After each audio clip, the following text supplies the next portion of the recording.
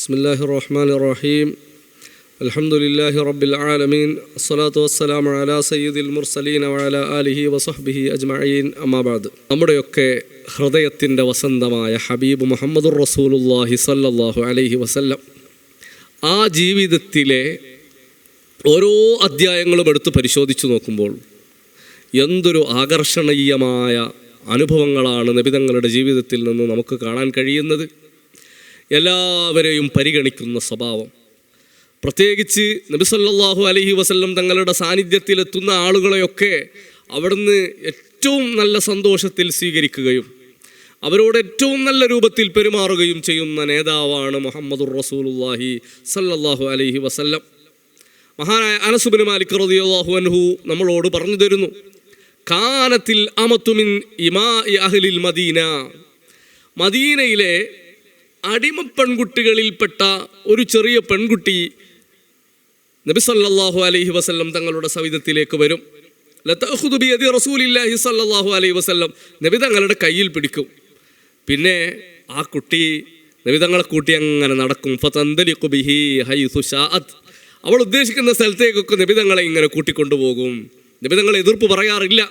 വളരെ സന്തോഷത്തോടുകൂടി ആ കുട്ടിയുടെ മനസ്സിൽ സന്തോഷമുണ്ടാകുന്നത് ആ കുട്ടിയുടെ കൈ പിടിച്ചിങ്ങനെ നടക്കലാണെങ്കിൽ അത് സാധ്യമാകട്ടെ എന്ന് മനസ്സിലാക്കുന്ന, എന്ന് ചിന്തിക്കുന്ന കാരുണ്യത്തിൻ്റെ അങ്ങേ അറ്റത്തെ ഒരു വല്ലാത്ത ഉദാഹരണമാണ് ഹബീബ് മുഹമ്മദുർ റസൂലുള്ളാഹി സല്ലല്ലാഹു അലൈഹി വസല്ലം. നിങ്ങൾ ആലോചിച്ച് നോക്കൂ, അവിടുന്ന് ജാബിർ ഇബ്നു സമർ റളിയല്ലാഹു അൻഹു വലിയ ഒരു അനുഭവം നമ്മളോട് പറയുന്നുണ്ട്. ഞാൻ നബി തങ്ങളുടെ കൂടെ നിസ്കരിച്ചു, നിസ്കാരം കഴിഞ്ഞ് നബി തങ്ങളുടെ കൂടെ ഞാൻ വീട്ടിലേക്ക് കടന്നു ചെന്നു. നബി തങ്ങൾ കൊണ്ട് സന്തോഷത്തോടു കൂടി വീട്ടിൽ പോയി. പിന്നെ വീട്ടിൽ നിന്ന് പുറത്തിറങ്ങി വരുമ്പോൾ അവിടെയുണ്ട് കുറേ ചെറിയ കുട്ടികൾ. മഹാനായ ജാബിർ ഇബ്നു സമർ റളിയല്ലാഹു അൻഹു ചെറിയ കുട്ടിയാണ്, അവിടെ വേറെ കുറേ കുട്ടികളുണ്ട്. അപ്പോൾ നബി സല്ലല്ലാഹു അലൈഹി വസല്ലം തങ്ങൾ ആ കുട്ടികളുടെയൊക്കെ കവിളിൽ ഇങ്ങനെ തലോടി അവരോടിങ്ങനെ സന്തോഷം പങ്കുവെക്കുന്നത് ഞാൻ കണ്ടു. അപ്പോൾ നബി സല്ലല്ലാഹു അലൈഹി വസല്ലം തങ്ങൾ എൻ്റെ കവിളത്തും തലോടി, എനിക്ക് ഭയങ്കര സന്തോഷമായി. അപ്പോൾ ഞാൻ അനുഭവിച്ച ഒരു കുളിർമയുണ്ട്, വല്ലാത്ത സന്തോഷം. നബി സല്ലല്ലാഹു അലൈഹി വസല്ലം തങ്ങളുടെ പരിശുദ്ധമാക്കപ്പെട്ട കൈകൊണ്ട് എൻ്റെ കവിൾത്തടത്തിൽ തടവിയപ്പോൾ ഒരു വല്ലാത്ത പരിമളം എനിക്ക് അനുഭവിക്കാൻ കഴിഞ്ഞു. ഒരു നല്ല അത്തറ് ഷോപ്പിൽ നിന്ന് ഒരാൾ ഇറങ്ങി വരുന്നത് പോലെ മനോഹരമായ സുഗന്ധം എനിക്ക് അനുഭവിക്കാൻ കഴിഞ്ഞു. മഹാനായ ജാബിർ ഇബ്നു സമർ റളിയല്ലാഹു അൻഹു നമ്മളോട് പറയുകയാണ്. നബി തങ്ങളുടെ സ്വഭാവവും നബി തങ്ങളുടെ പെരുമാറ്റവും ഒക്കെ അങ്ങനെയാണ്.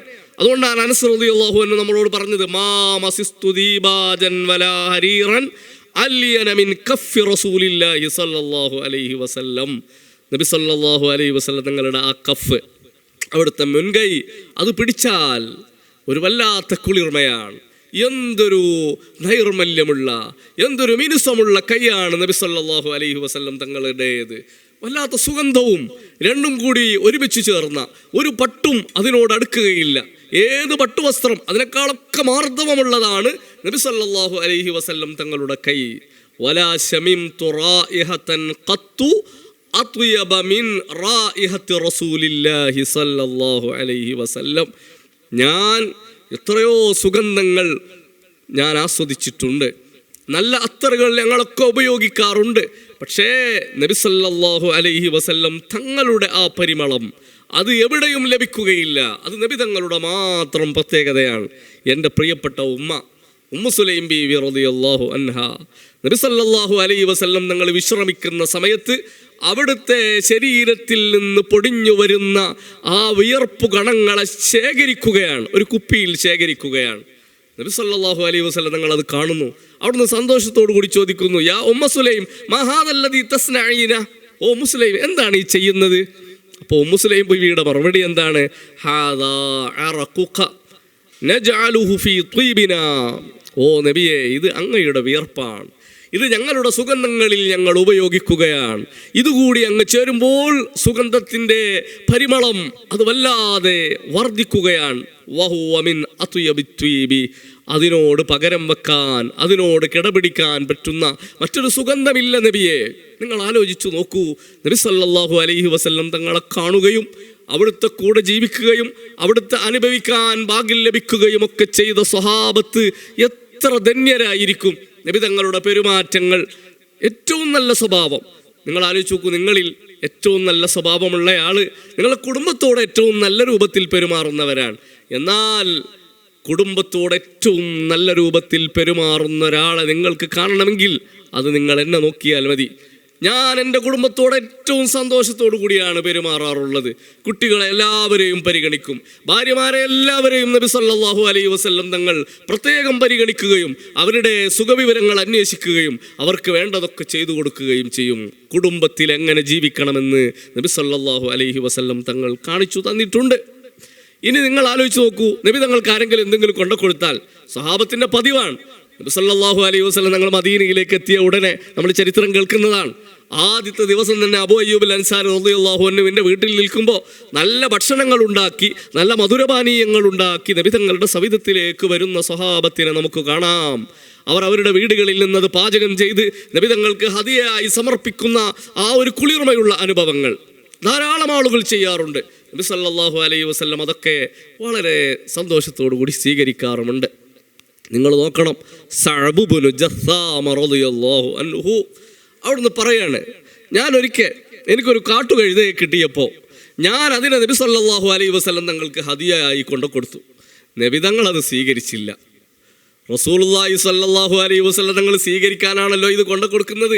നബി തങ്ങൾ അതിൻ്റെ സന്തോഷം കിട്ടാൻ വേണ്ടി നബി തങ്ങൾക്ക് എന്തെങ്കിലും കൊടുക്കുമ്പോൾ സ്വഹാബത്തിനുണ്ടാകുന്ന സന്തോഷം അത് അവർണ്ണനീയമാണ്. അവർ എത്ര വലിയ സ്നേഹം നബി തങ്ങളോട് കാണിച്ചിട്ടുണ്ട്. അവിടുത്തെ പരിഗണിക്കുക, എല്ലാം അവിടത്തേക്ക് മാറ്റിവെക്കുന്ന ഒരു സ്വഭാവം സ്വഹാബത്തിൻ്റെ ഭാഗത്ത് നമുക്ക് കാണാൻ കഴിയും.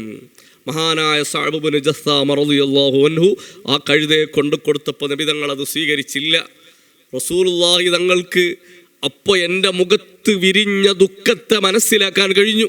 ഞാനത് മടക്കിയത് കൊണ്ട് നബി തങ്ങൾക്കത് വിഷമമായി, എനിക്ക് വിഷമമായി എന്ന് നബി സല്ലല്ലാഹു അലൈഹി വസല്ലം തങ്ങൾക്ക് ബോധ്യപ്പെട്ടപ്പോൾ അവിടുന്ന് നബി തങ്ങൾ എൻ്റെ സങ്കടത്തെ മായ്ച്ചു കളയാൻ വേണ്ടി പറഞ്ഞു, ഇന്നാ ലം നറുദ്ദഹു അലൈക ഇല്ലാ ലിഅന്നാ ഹുറും. ഓ സഅബ് ഇബ്നു ജസ്സാമ, ഞാനിതിപ്പോൾ വാങ്ങാത്തത്, ഇപ്പോൾ ഞാൻ ഹജ്ജിന് ഇഹ്റാം കെട്ടിയ ആളാണ്. ഹജ്ജിന് ഇഹ്റാം കെട്ടിയ സമയത്ത് അത് വാങ്ങാൻ പറ്റാത്തത് കൊണ്ടാണ് വാങ്ങാത്തത്. അല്ലെങ്കിൽ ഞാനത് വാങ്ങുമായിരുന്നു. നിന്നെ എങ്ങനെയാണ് തിരിച്ചയക്കുക? ഞാനൊരാളെയും തിരിച്ചയക്കുകയില്ല, ഒരാളെയും വിഷമിപ്പിക്കുകയില്ല. അതുകൊണ്ട് ഇപ്പോൾ നീ തൽക്കാലം ക്ഷമിക്കണം, ഇൻഷാ അല്ലാഹ് മറ്റൊരു സമയത്ത് വാങ്ങാം എന്നാണ് നബി സല്ലല്ലാഹു അലൈഹി വസല്ലം തങ്ങൾ അവിടുന്ന് പറഞ്ഞത്. അവിടുത്തെ ഒരു പെരുമാറ്റത്തിൽ ഒരാൾക്ക് വിഷമാണെന്ന് തോന്നിയാൽ ഉടനെ തന്നെ അതിനെ പരിഹരിക്കുകയാണ്. അവർക്ക് വിഷമമുണ്ടാവരുത്, അവർക്ക് സങ്കടമുണ്ടാവരുത്. ആ രൂപത്തിലല്ലേ നബി സല്ലല്ലാഹു അലൈഹി വസല്ലം തങ്ങൾ ഇടപെട്ടത്. നമ്മുടെ ഇടയിൽ, നമ്മുടെ പെരുമാറ്റങ്ങളിൽ നമ്മൾ എത്രയോ ആളുകളെ അറിയാതെ വിഷമിപ്പിച്ചു പോകുന്നു. അവരുടെ മനസ്സ് നമ്മളിലേക്ക് അടുപ്പിക്കാൻ ആവശ്യമായ പെരുമാറ്റം നമ്മൾ രൂപപ്പെടുത്തിയേ പറ്റൂ. അതിന് നബി സല്ലല്ലാഹു അലൈഹി വസല്ലം തങ്ങളുടെ ജീവിതത്തിൽ ഒരുപാട് അനുഭവങ്ങളെ നമുക്ക് ചേർത്തു വെച്ച് നമ്മളെ ജീവിതത്തെ ധന്യമാക്കാൻ കഴിയും. മുത്തുനബി എന്തൊരു മാതൃകയാണ് സല്ലല്ലാഹു അലൈഹി വസല്ലം. നമ്മളെപ്പോഴും അവിടുത്തെ കുറിച്ച് കൂടുതൽ അറിയാൻ ശ്രമിക്കുകയാണ് വേണ്ടത്. നബി തങ്ങളെക്കുറിച്ച് കൂടുതൽ അറിയുമ്പോൾ നമുക്ക് അവിടുത്തെ മഹത്വം എങ്ങനെ പറയാതിരിക്കാൻ കഴിയും? എങ്ങനെ നമുക്ക് മൗനം ഭുജിക്കാൻ കഴിയും? നബി തങ്ങളെക്കുറിച്ച് പറയാൻ വേണ്ടി മാത്രം ജീവിതത്തിൻ്റെ മുഴുവൻ സമയവും മാറ്റിവെച്ച ആശിക്കീങ്ങളുടെ കഥകൾ നമ്മൾ എത്രയാണ് കേൾക്കുന്നത്. അവർക്ക് റസൂലുള്ളാഹിനെ കുറിച്ച് പറയലാണ് ഇഷ്ടം, നബി തങ്ങളെ കേൾക്കലാണ് ഇഷ്ടം. നബി തങ്ങളെ കാണാനില്ല എന്ന് കാണുമ്പോഴേക്ക് അവരുടെ മനസ്സിൽ സങ്കടം വരികയാണ്. എവിടത്തേക്കാണ് നബി തങ്ങൾ പോയത്? ഉടനെ നബി തങ്ങളെ അന്വേഷിച്ചിറങ്ങുകയാണ്. അബൂ ഹുറൈറ റളിയല്ലാഹു അൻഹു പറയുന്നുണ്ട്, ഞങ്ങളൊരു സദസ്സിലിരിക്കുന്നു. ആ സദസ്സിൽ നിന്ന് പെട്ടെന്ന് നബി തങ്ങൾ ഒരല്പനേരം കാണാനില്ലാതെയായി. ഞങ്ങളുടെ കൂട്ടത്തിൽ എല്ലാവർക്കും മാനസികമായി പ്രയാസമായി. ഏറ്റവും കൂടുതൽ പ്രയാസം തോന്നിയത് എനിക്കാണ്. അബൂ ഹുറൈറ റളിയല്ലാഹു അൻഹു പറയണം, ഓരോരുത്തരുടെ മനസ്സിലുമുള്ളത് അങ്ങനെയായിരിക്കും. നബി തങ്ങളെ കാണാതെയായപ്പോൾ ഏറ്റവും കൂടുതൽ സങ്കടം വന്നത് എനിക്കാണെന്ന് ഓരോരുത്തരും അവരോട് തന്നെ പറയുന്നുണ്ടാകും. അബൂ ഹുറൈറ റളിയല്ലാഹു അൻഹു പറയണം, എനിക്ക് ഭയങ്കര സങ്കടമായി. ഞാൻ തിരഞ്ഞു ചെന്നു, നബി തങ്ങളെ കണ്ടുമുട്ടി. നബി തങ്ങളോട് ഞാൻ പറഞ്ഞു, നബിയേ, നിങ്ങളെ കാണാതെയായപ്പോൾ വലിയ സങ്കടമായി നബിയേ. മുത്തുനബി മുഹമ്മദുർ റസൂലുള്ളാഹി സ്വല്ലല്ലാഹു അലൈഹി വസല്ലം അവരെയും ഉൾക്കൊണ്ടുകൊണ്ട് അവർക്ക് സന്തോഷിപ്പിക്കുന്ന മറുപടി പറഞ്ഞുകൊണ്ട് അവരെ കൂടി പരിഗണിക്കുന്നത് നബി തങ്ങളുടെ ജീവിതത്തിൽ നമുക്ക് കാണാൻ കഴിയുകയാണ്. നിങ്ങൾ നോക്കൂ, ഇന്നന്നാസ കാനൂ യതഹറൗന ബിഹദായാഹും യൗമ ആയിഷ. ആയിഷ ബീബിനോട് നബി തങ്ങൾക്ക് വലിയ ഇഷ്ടമാണ്. ആയിഷ ബീബി നബി സല്ലല്ലാഹു അലൈഹി വസല്ലം തങ്ങളുടെ പ്രിയതമയാണ്. അവിടുത്തെ ജീവിതത്തിൽ ഏറ്റവും കൂടുതൽ സന്തോഷത്തോടു കൂടി നബി സല്ലല്ലാഹു അലൈഹി വസല്ലം തങ്ങൾ നോക്കിക്കണ്ടിരുന്നത് എൻ്റെ ഭാര്യ. കാരണം നല്ല ബുദ്ധികൂർമ്മതയുള്ള, വിഷയങ്ങളൊക്കെ കൃത്യമായി മനസ്സിലാക്കുന്ന, അതിമനോഹരമായ ചോദ്യങ്ങളെ കൊണ്ട് ഏത് പ്രയാസമുള്ള വിഷയങ്ങളെയും നബിതങ്ങളിൽ നിന്ന് വളരെ മനോഹരമായി അത് ചോദിച്ച് മനസ്സിലാക്കുന്ന സ്വഭാവം ആയിഷ ബീവി റളിയല്ലാഹു അൻഹക്കുണ്ട്. അതുകൊണ്ട് തന്നെ നബിതങ്ങൾക്ക് ഭയങ്കര ഇഷ്ടമാണ്. ആ ആയിഷ ബീവിയുടെ വീട്ടിൽ നബി സല്ലല്ലാഹു അലൈഹി വസല്ലം തങ്ങൾ താമസിക്കുന്ന ദിവസം വരും. ഭാര്യമാരുടെയൊക്കെ ദിവസങ്ങൾ കഴിഞ്ഞ് ആയിഷ ബീവിയുടെ വീട്ടിൽ താമസിക്കുന്ന സമയം വരും. ആ സമയത്ത് സഹാബത്തിനൊക്കെ ഒരു പ്രത്യേക ആവേശമാണ്. അവരെല്ലാവരും നബിതങ്ങൾക്ക് ഹദിയയുമായി വരും.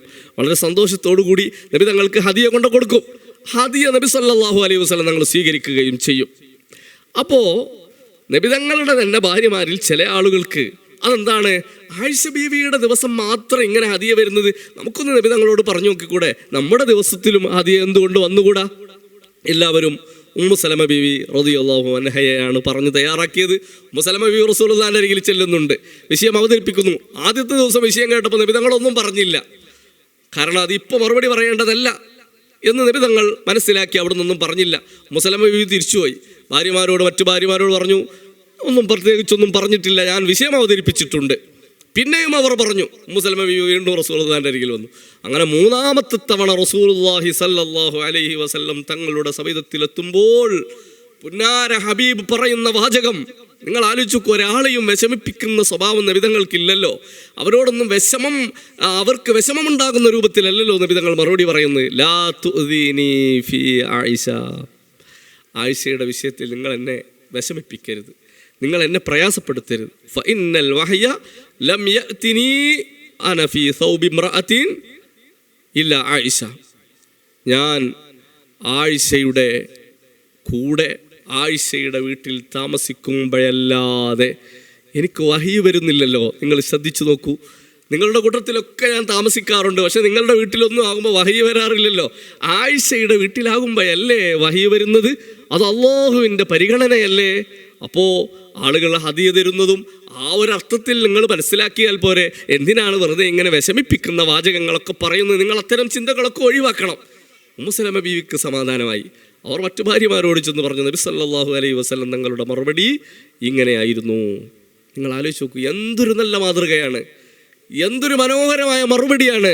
നബി സല്ലല്ലാഹു അലൈഹി വസല്ലം തങ്ങൾ എല്ലാ ഭാര്യമാരെയും പരിഗണിക്കുന്നു, എല്ലാവരുടെയും വിഷയങ്ങൾ ഏറ്റെടുക്കുന്നു. അവരെന്ത് വിഷയം പറഞ്ഞാലും അത് പരിഹരിച്ചു കൊടുക്കുകയും ചെയ്യുന്നു. ഇത് നബി തങ്ങളുടെ ജീവിതത്തിൻ്റെ മനോഹരമായ അധ്യായങ്ങളാണ്. ഇങ്ങനെ ഒരുപാട് അനുഭവങ്ങളെ നബി തങ്ങളിലേക്ക് അടുക്കുമ്പോൾ നമുക്ക് പറയാൻ കഴിയുകയാണ്.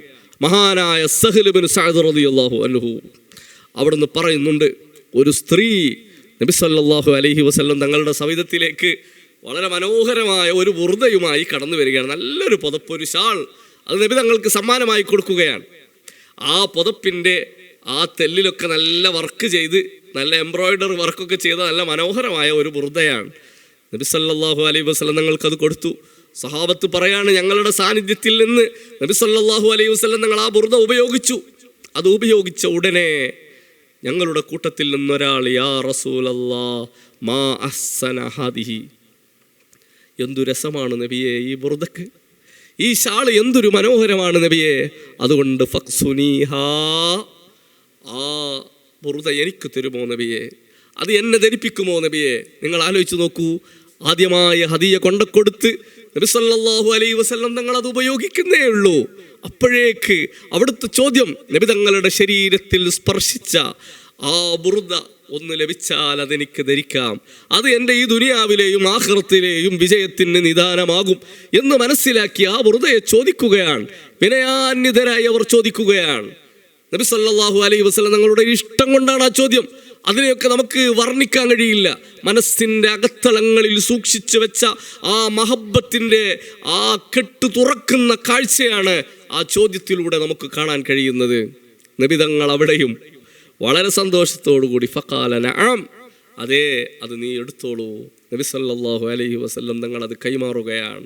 ഇങ്ങനെയാണ് നബിയുനാ മുഹമ്മദുർ റസൂലുള്ളാഹി സല്ലല്ലാഹു അലൈഹി വസല്ലം എല്ലായിടത്തും ഏത് വിഷയത്തിലും നബി തങ്ങൾ അവിടെ എങ്ങനെയാണോ ഇടപഴകിയത്, ലഖദ് കാന ലക്കും ഫീ റസൂലില്ലാഹി ഉസ്വത്തുൻ ഹസന, എന്തൊരു വല്ലാത്ത വാചകമാണത്. നിങ്ങൾക്ക് മുത്തുനബി സല്ലല്ലാഹു അലൈഹി വസല്ലം തങ്ങളിൽ ഉത്തമമായ മാതൃകയുണ്ട്. എല്ലാ അർത്ഥത്തിലും നിങ്ങൾക്ക് പിൻപറ്റാൻ പറ്റുന്ന സ്വഭാവ മഹിമ കൊണ്ട് അനുഗ്രഹീതരാണ് മുഹമ്മദുർ റസൂലുള്ളാഹി സല്ലല്ലാഹു അലൈഹി വസല്ലം. ആ നബിതങ്ങളിൽ നമ്മൾ ഇടപെടുന്ന ഏതൊക്കെ മേഖലയിൽ അവിടെ എങ്ങനെയായിരുന്നു നബിതങ്ങളുടെ ഇടപെടലെന്ന് അന്വേഷിച്ചാൽ അതിന് പകരം വെക്കാൻ മറ്റൊരാളെ നമുക്ക് കാണുകയില്ല. അതാണ് നബിയുന മുഹമ്മദുർ റസൂലുള്ളാഹി സ്വല്ലല്ലാഹു അലൈഹി വസല്ലം. അവിടുത്തെ അറിയണം, അവിടുത്തെ കൂടുതൽ വായിക്കണം, കൂടുതൽ പഠിക്കണം. അപ്പോഴാണ് നമ്മളിൽ ഇഷ്ക് പൂക്കുക, അവിടെയാണ് നമ്മളിൽ മഹബത്ത് വിരിയുക. അങ്ങനെയാകുമ്പോൾ നബി തങ്ങളെ കൂടുതൽ സ്നേഹിക്കാനും അവിടുത്തെ പിൻപറ്റാനും അവിടുത്തെ ഈ ദർശനത്തെ മറ്റുള്ളവരിലേക്ക് എത്തിക്കാനുള്ള ഒരു ത്വരയും നമ്മളിൽ ഉണ്ടാകും. അള്ളാഹു നമുക്ക് തൗഫീഖ് നൽകുമാറാവട്ടെ. ആമീൻ ബിറഹ്മതിക യാ അർഹമർ റഹീമീൻ.